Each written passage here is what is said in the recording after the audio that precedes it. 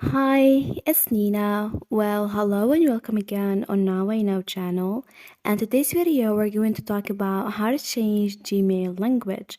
So let's get started.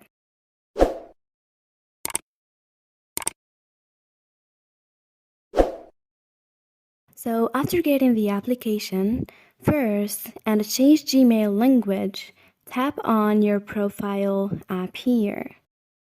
Then choose manage your Google account. A page like that will appear, so choose personal information.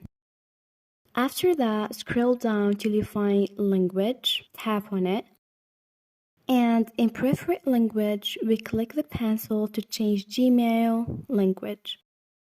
For example, I'm gonna choose French, and you can change it to any language you want. So I'll scroll down till I find French. And here it is. So tap on it. Then choose fonts. Then select. And now your language has been changed successfully. Thanks for watching. See ya.